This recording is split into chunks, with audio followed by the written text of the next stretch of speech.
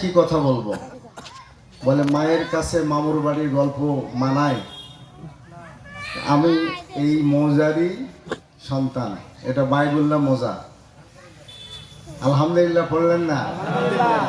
এটা মনে হয় জানেন না আপনারা। আমার বাড়িটা পড়েছে বাইবুল্লাহ মৌজার মধ্যে। ছোটকালে মঞ্জিল তালা যে ভোট টোট দেওয়া হতো মামুদের সাথে। তো এখন ওই বাইবুল্লার মধ্যে বাড়ি থাকলেও ভোটার আমরা নোলাবাদের মধ্যে হয়ে গেছি। ছোটকালে নদী পার হয়ে এসে এই পারে গোসল করেছি, পাওয়ার পাম্পে বসে বসে গোসল করতাম। তারপরে এই এলাকার সাথে মিলেমিশে সবসময় থাকি, বন্ধু বান্ধব ছাত্র জীবনের পড়ার সাথে অনেকে আছে। এই জন্য ওগুলো কথা না বলে দুই চারটা কথা বলবো। আমার মুখে অনেক কথা আপনারা শুনছেন, আবারও কখনো সুযোগ পাবেন শোনার। আলহামদুলিল্লাহ, আলহামদুলিল্লাহ রাব্বিল আলামিন, ওয়াসসালাতু ওয়াসসালামু আলা রাসূলিহি ওয়া আলা আলিহি ওয়া সাহবিহি আজমাইন। আউযু বিল্লাহি মিনাশ শাইতানির রাজিম। বিসমিল্লাহির রহমানির রহিম। ওয়া তাসিমু বিহাবলিল্লাহি জামিআন ওয়া লা তাফাররাকু। আমানতু বিল্লাহ। আজকে বাইবল্লায় প্রসাদপুর ইউনিয়নের একটা ওয়ার্ড কর্তৃক আয়োজিত উঠান বৈঠকের সম্মানিত সভাপতি, মঞ্চভূষ্ট এই ইউনিয়নের কৃতি সন্তান, মান্দা থানার সংগ্রামী সেক্রেটারি, অত্র ইউনিয়নে থানার অ্যাসিস্ট্যান্ট সেক্রেটারি, সাংগঠনিক সেক্রেটারি, যুব বিভাগের সেক্রেটারি সহ অন্যান্য নেতৃবৃন্দ, আপনাদের এই ইউনিয়নের কৃতি সন্তান পার্শ্ববর্তী নৌলাবাদ ইউনিয়নের সেক্রেটারিও আছেন, সম্মানিত সুধীমণ্ডলী, প্রাণপ্রিয় উপস্থিত মান্দার সচেতন ভোটার ভাই এবং আমার মা বোনেরা, আমরা আল্লাহর শুকরিয়া আদায় করি যে আল্লাহ আমাদেরকে আজকের এই প্রোগ্রামের জন্য কবুল করেছে, বলি আলহামদুলিল্লাহ। দরুদ পাঠ করি আমাদের নেতার প্রতি, যে নেতার পথে বাংলাদেশ জামাত ইসলামী আমাদের এই প্রিয় মাতৃভূমিতে শান্তি প্রতিষ্ঠার চেষ্টা করছে, যে নেতার আদর্শের মাধ্যমে আমরা মুক্তি পেতে পারি, ইহকালীন এবং পরকালীন নাজাত পেতে পারি, তিনি আমাদের বিশ্ব নেতা মোহাম্মদ রাসূলুল্লাহ সাল্লাল্লাহু আলাইহি সাল্লাম। সম্মানিত ভাইরা, আমরা ইতিহাস টানলে অনেক দূরে পাবো। এই গোলাম, তুমি উঠতেছো কেন? তোমার কি হয়েছে এমন? না, এটা তো ঠিক না। কেমন কথা শুরু ওই যদি উঠে তাহলে বক্তৃতা করবো কিভাবে? আমার ব্রিটিশ যদি দেখি, আমাদের মুরব্বীদের মধ্যে নাই ব্রিটিশ দেখা লোক। পাকিস্তান দেখছেন, আর এই 53 বছর দেখা লোক আছি তো আমরা, নাকি বলেন? কি ভাইরা, বাংলাদেশ হওয়ার পর এই 53 বছর পার হয়েছে। কোন দল, কোন মার্কা, কোন নেতা, কোন নেত্রী এই দেশ পরিচালনা করেছে আমরা জানি না? জানি না? ভালো করে বলেন, জানি না? জানি না? সব নেতা, সব মার্কার, সব দলের স্বাদ আমরা খাইছি না খাইনি? বিগত একটা বছর অন্তর্বর্তীকালীন সরকার দেশ পরিচালনা করছে। এখন কার্যত কোনো নির্বাচিত সরকার নাই। এই একটা বছর কোন দল কি করেছে, বর্তমান সরকার কি করেছে, এটা আমরা জানি তো। আমাদের এক সময় 2 জন মন্ত্রী ছিল জোট সরকারে। এই মন্ত্রীদের 1 টাকা দুর্নীতি নাই, এটা সারা বিশ্বে জেনে গেছে। বর্তমান সরকারের 10টা মন্ত্রিসভার 10টা উপদেষ্টার মধ্যে 1টা উপদেষ্টা হলো আলেম, ধর্ম উপদেষ্টা। এবার হজ পালনে কোনো ত্রুটি দেখেছেন আপনারা? হাজিরা টুপলা নিয়ে বাড়ি ফেরত আসছে। এটা হাজিরা ঢাকায় মিছিল করেছে। প্রত্যেক বছর দেখা যায় বিমানের শিডিউল বিপর্যয়, হাজিরা ফেরত আসে, হাজিরা মিছিল করে, হাজিরা এলাকায় হজ না করে বাড়ি চলে আসছে। এইবার এশিয়া মহাদেশের হজ ব্যবস্থাপনায় শ্রেষ্ঠ উদ্যোগ করেছে 10 জন উপদেষ্টার 1 জন আলেম হওয়ার কারণে। কি ভাড়া, ঠিক কিনা? কয়েক কোটি টাকা ফেরত দিয়েছে প্রত্যেক হাজির কাছে। যে টাকা বেঁচে গেছে 100 কোটি টাকা ফেরত দিয়েছে, 800 কোটি টাকা ফেরত দিয়েছে প্রত্যেক হাজি সেই হজের টাকা যেটা বেঁচে গেছে সেটা ফেরত পেয়েছে। আজকে প্রমাণ করে দিয়েছে একজন আলেম কিভাবে দেশ পরিচালিত করতে হয়, তা আজকে বর্তমান উপদেষ্টা আফম খালেদ দেখিয়েছেন। আমরা বিশ্বাস করি আজকে স্বাধীনতার পর যতগুলো দল ক্ষমতায় গেছে, যারা এই দেশ পরিচালনার সুযোগ পেয়েছে, তারা দেশের মালিক সেজেছিল, দেশের সেবক হয় নাই।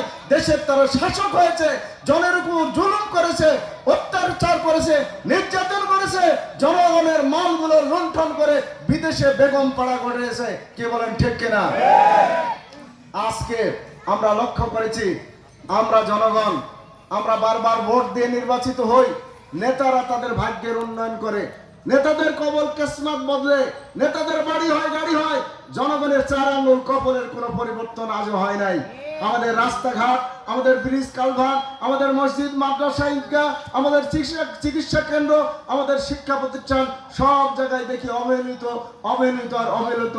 আজকে আমরা নিজেরা মুক্তি পাইনি চুরি থেকে, ডাকাতি থেকে, হত্যা থেকে, সন্ত্রাস থেকে, লুটপাট থেকে, চাঁদাবাজি থেকে, দখলদারি থেকে, মাদক থেকে, দুর্নীতি থেকে আজকে আমরা রেহাই পেলাম না। 53 বছরে দেশ স্বাধীন হলো, বিগত একটা বছর আমরা দেখলাম কি ভাইরা, ঠিক কিনা?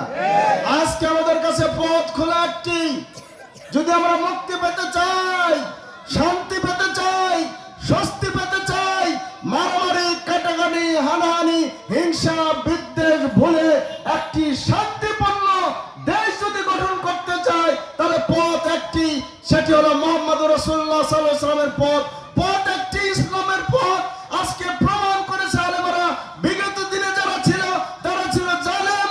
আজকে যদি দেশ পরিচালনার সুযোগ পায় আলেম, তাহলে এই দেশের আমূল পরিবর্তন হবে, এই দেশে শান্তি আসবে, কি ভাইরা, ঠিক কিনা? আমি আপনাদেরই ভাই, আপনাদেরই কারো সন্তান তুল্য, কারো ভাগিনা, কারো ছোট ভাই। আমি এই দেশে এই এলাকায় জন্মেছি, এলাকায় বড় হয়েছি, মাঝখানে শিক্ষা জীবন আমার বাইরে ছিল। আজকে 25 থেকে 30 বছরে মান্দা আছি। আমার মান্দা, আমার ব্যক্তিগতভাবে আমি মেম্বার হই নাই, আমি চেয়ারম্যান ছিলাম না, আমি সরকারি কোনো দায়িত্ব পাই নাই। আমি, আমার দল, আমি বিভিন্ন সংগঠন সংস্থার মাধ্যমে এই মান্দার আনাচা কানাচে অসংখ্য উন্নয়নমূলক, সেবামূলক, সমাজকর্মমূলক কাজ আমি করেছি। বিভিন্ন এলাকায় আমি টিউবওয়েল দিয়েছি, বিভিন্ন এলাকায় ওযুখানা করেছি, মসজিদ করেছি, ঈদগাহ করেছি, মাদ্রাসা করেছি, দাতব্য চিকিৎসায় চালাইছি। প্রত্যেকটা এলাকায় গরিব দুঃখী মানুষের জন্য আমি সেলাই মেশিন দিয়েছি, আমি ছাগল প্রতিপালনের ব্যবস্থা করেছি, গরু দিয়েছি। এমনি ভাবে স্বল্প পুঁজি দিয়ে দোকানদারকে স্বাবলম্বী করার চেষ্টা করেছি। প্রতিনিয়তই বিভিন্ন রোগীদের পাশে আমি দাঁড়াই। আমি একটা বেসরকারি হাসপাতালের পরিচালনা পরিষদের আজকে যদি ডাইরেক্টর হিসাবে আছি। প্রতিদিনই আমি রাজশাহী, নওগাঁ, ঢাকা বিভিন্ন জায়গায় রোগীদের সেবার জন্য কাজ করি। আজকে এই কাজগুলো আমি করি। আমি বিশ্বাস রাখি, মান্দার জনগণ যদি এই 13শ জাতীয় সংসদে জামাত মনোনীত প্রার্থী হিসাবে আমার প্রতি, দাঁড়িপাল্লা প্রতীকে ভোট দেয়, তাহলে ইতিমধ্যেই চিন্তা করেছি যে আজকে আমার বাড়ির পাশে দিয়ে প্রবাহিত আত্রাই নদী ভরাট, এই আত্রাই নদী খননের কাজ করবো ইনশাআল্লাহ। আগামী দিনে আত্রাই নদীর 2 ধারে বেড়ি বাঁধগুলো মজবুত করে বাঁধা হবে, 2 ধারে বন্যা নিয়ন্ত্রণ মাঠগুলো আরো চড়া এবং মজবুত করা হবে।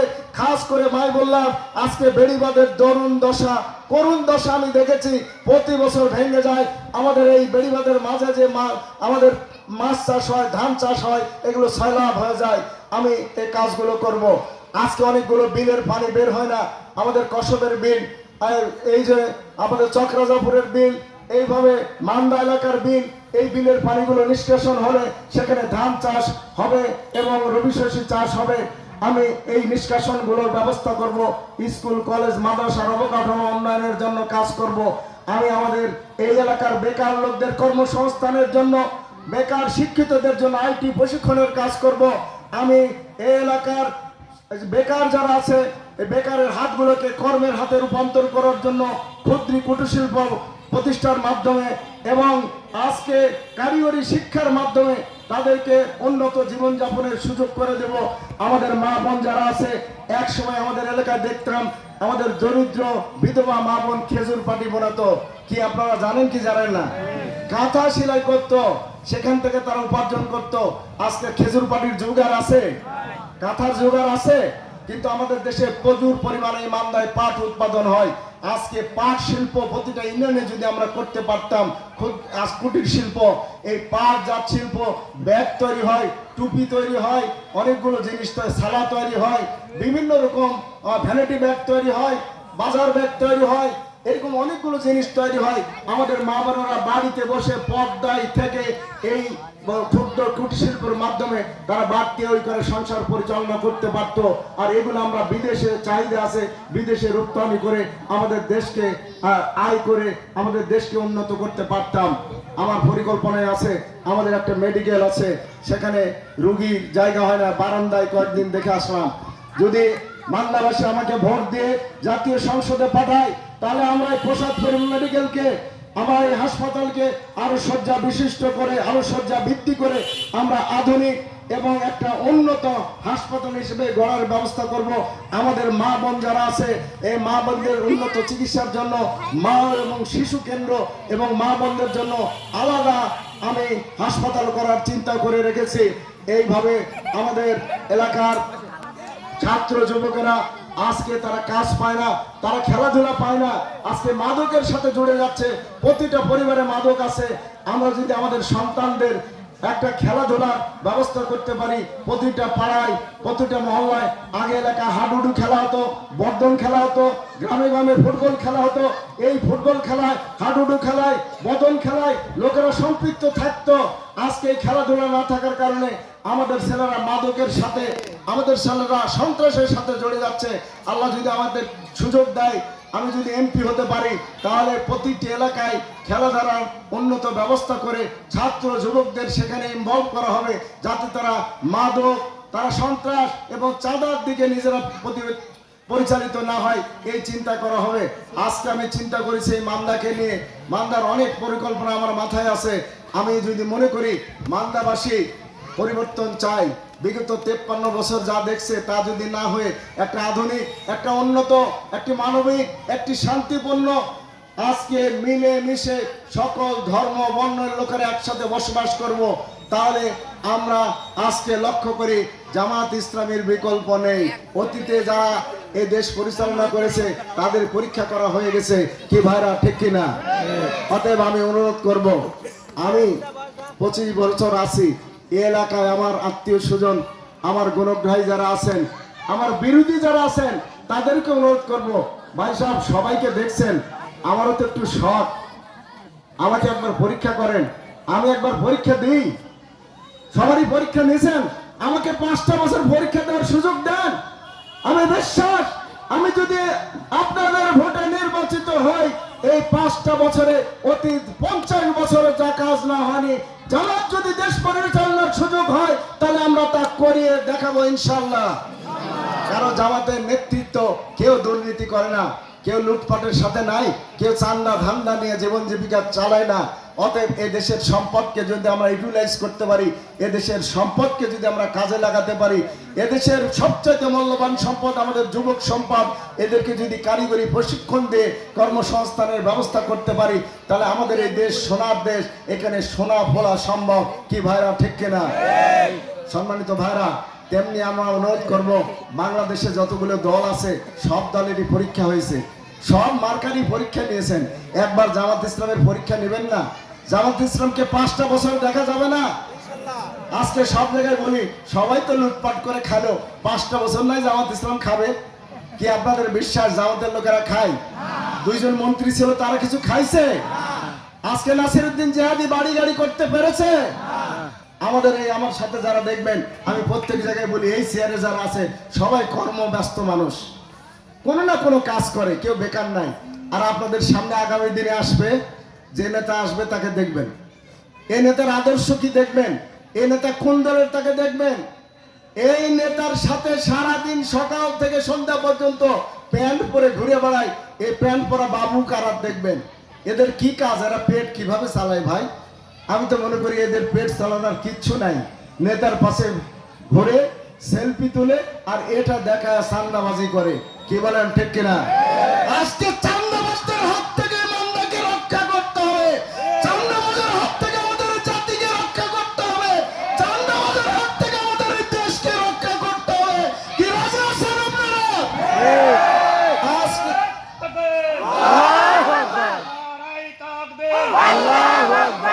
অতএব আমাদের এখন স্লোগান হবে, সব দলের দেখা শেষ, সব নেতার দেখা শেষ, সব মার্কার দেখা শেষ, আগামী দিনে দাঁড়িপাল্লার হবে বাংলাদেশ।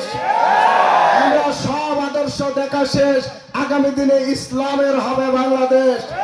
মানুষকে মুক্তি দিতে পারে ইসলাম, মানুষকে শান্তি দিতে পারে ইসলাম, মানুষকে স্বস্তি দিতে পারে ইসলাম, মানুষের নিরাপত্তা দিতে পারে ইসলাম।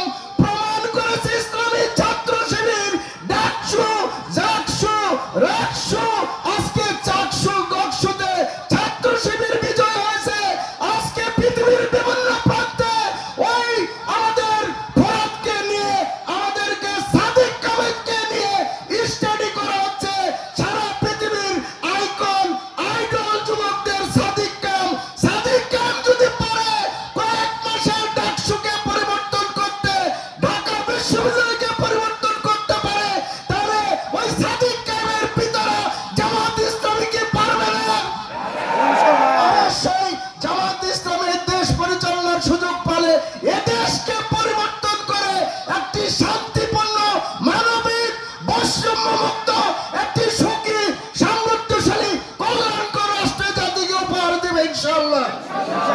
অতএব আসুন, দেখা আর হয়ে গেছে, আর দেখার সুযোগ নাই।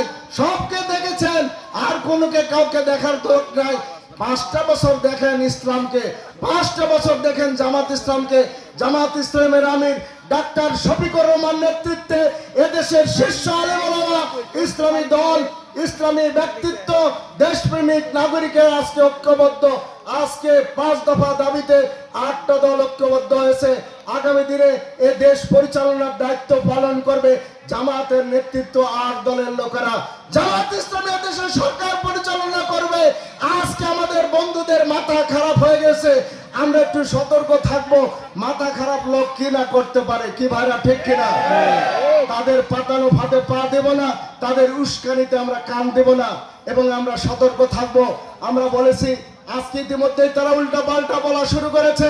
আমরা বলেছি আমাদের প্রত্যেকটা ভোট সেন্টারে তিতুমিরের পাশের লাঠি 200 করে রাখতে হবে, আমাদের ভোট ছিনতাই কেউ করতে না পারে, আর আমাদের ভোটারদের নির্বিঘ্নে ভোট সেন্টারে আসতে কেউ বাধা দিতে না পারে। যদি কেউ আসে তাহলে তার উচিত জব আমাদের বৈধ অস্ত্র বাঁশের লাঠি দিবে ইনশাল্লাহ। কে প্রস্তুত আছেন বাইবুল্লাহ লোকেরা? আমরা অতীতে সহ্য করেছি, আর সহ্য করব না। আমরা কোনো পাতানো ফাঁদে পা দেব না, আমরা কারো উস্কানিতে কান দেব না, আমরা কোনো অন্যায় অপকর্ম করব না। কিন্তু আমাদের এই শান্তিপূর্ণ কোনো কাজে বাধা বিঘ্ন সৃষ্টি করলে তার জামাতের কর্মীরা দেওয়ার জন্য প্রস্তুত আছে ইনশাআল্লাহ। অতএব আসুন, আমরা সবাই মিলে ঐক্যবদ্ধ হই ইসলামের পক্ষে, সবাই মিলে ঐক্যবদ্ধ হই কোরআনকে আমাদের জাতীয় সংসদে অধিষ্ঠিত করতে। আগামী দিনে এই রাষ্ট্র পরিবর্তন হবে, এই রাষ্ট্রের ধান্দাবাজরা দূরীভূত হবে ইনশাআল্লাহ। সেদিন আর বেশি দূরে নয়, ত্রয়োদশ জাতীয় সংসদ নির্বাচনে আমরা একটা শান্তিপূর্ণ রাষ্ট্র এদেশে উপহার পাবো ইনশাআল্লাহ। আমি আপনাদের সুস্বাস্থ্য মঙ্গল কামনা করে আজকের এই প্রোগ্রাম থেকে সকলকে ধন্যবাদ দিয়ে, মা বোনেরা অনেক কষ্ট করে আসছেন, মা বোনেরা আমাকে প্রায় চিনেন, রাস্তাঘাটে দেখেন। আমার মনে হয় আমাকে দেখার আর খায়েশ আপনাদের না থাকারই কথা। যদি দেখার ওই থাকে, আপনারা পর্দার এক পাশে দাঁড়াবেন, আমি হাত তুলে শুধু টানা একটা সালাম দিব। আজকে পুরুষ ভাইদের কাছ থেকে আপনাদের এই উপস্থিতির কাছে আজকের মতো এখানে বিদায় নিচ্ছি। আসসালামু আলাইকুম ওয়া রাহমাতুল্লাহ। আমি আপনাদের সুস্বাস্থ্য মঙ্গল কামনা করি। আমি আমার জন্য দোয়া চাই। আমার